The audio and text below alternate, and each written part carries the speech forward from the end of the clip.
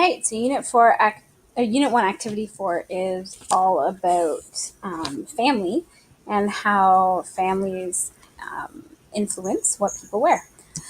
And what I want you to know is that what you wear and how you get your garments says a lot about the way that you live. It says a lot about the economic, the political, the social, and the creative society which you hang out in every day. And if you lived in a place with completely different values and cultures, you would likely be dressed in a different way.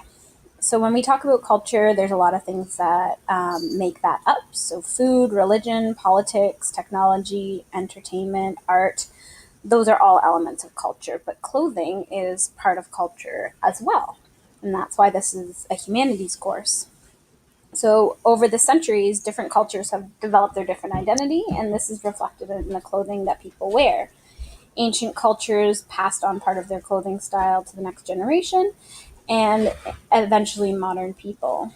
So, for example, the Celts identified with each other by patterns woven in cloth called tartans.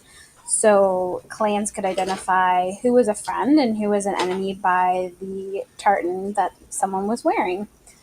Going to the other corner of the world, a sari is an ancient type of draped garment. So much like the kilt, it's been around for a long time, but people still wear the sari, and some consider it the most beautiful way to dress for a woman. So clothing is a reflection of particular cultures, and we're going to look at that a little bit more closely. So some of the terms that you should know if you haven't heard these things already is heritage. Heritage is someone's cultural and ethnic background. So people might go to certain festivals based off of their heritage, and they might wear specific garments for those holidays or festivals. An occupation is basically just a job, but occupations also show people or clothing shows people what occupations they are. So a judge wears clothing that no other profession wears, and this tells you what they do for a living. Roles are kind of like occupation, but not to do with a job. So anything that you're not paid for. So, like a bride wears a wedding dress, that's a role. A little league soccer team wears uniforms. Again, that shows what they do. So, clothing can show you what kind of role people play in society.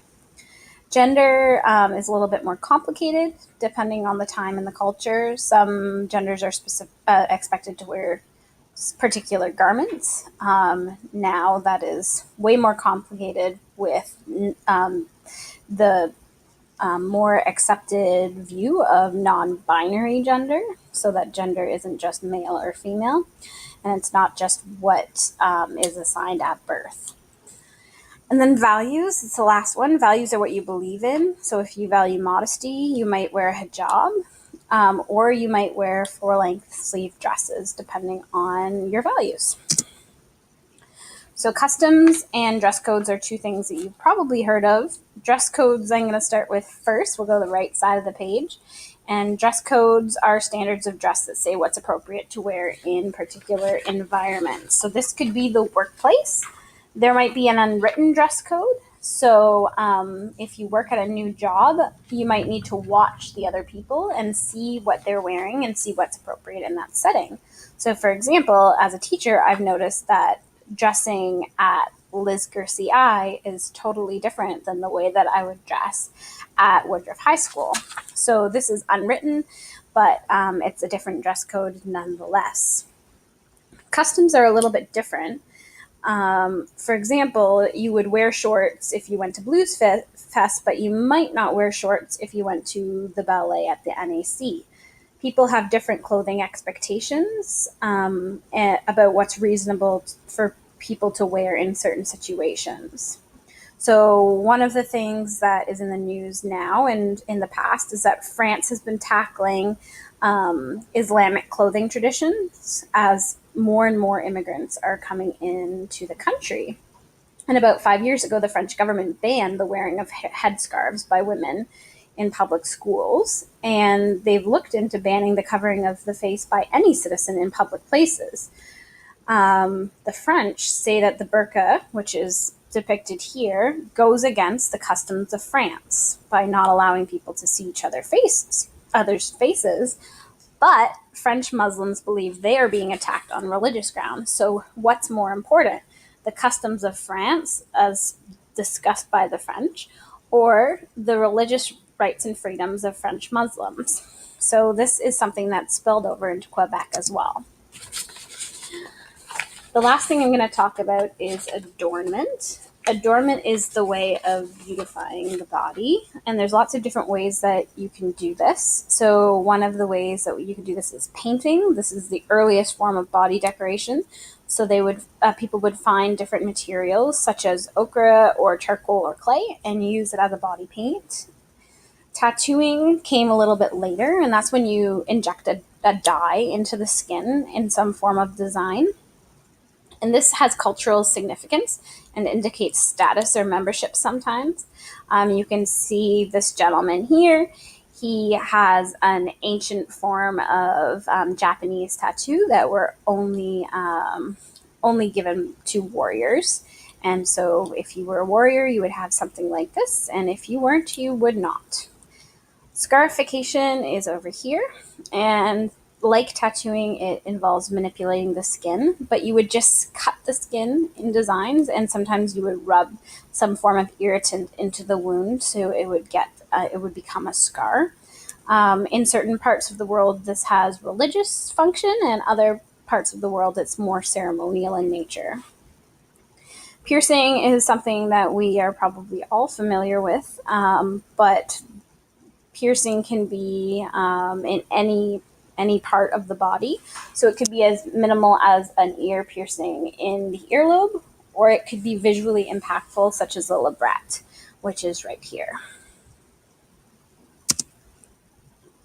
Body deformation is another way that people change their bodies in order to seem more beautiful, and this has been done in all parts of the world.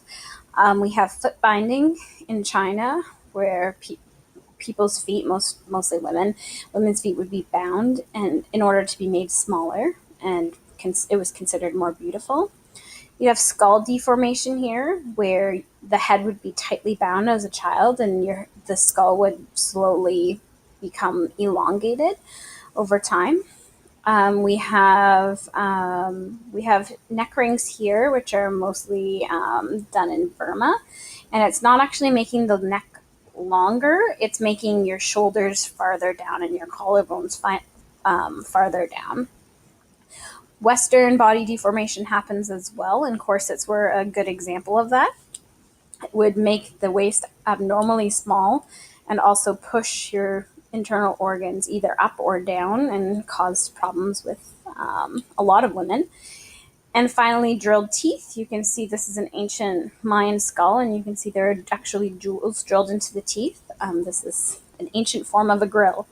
And potentially someday cosmetic surgery might be on this list of things that people do to their body to change it in order to look more beautiful, like getting breast augmentation to make one's breasts larger. So depending on where you're from, your family, your culture, your values, clothing will have an impact in your life. In addition, you might also participate in adornment practices or body mutilation to become more desirable.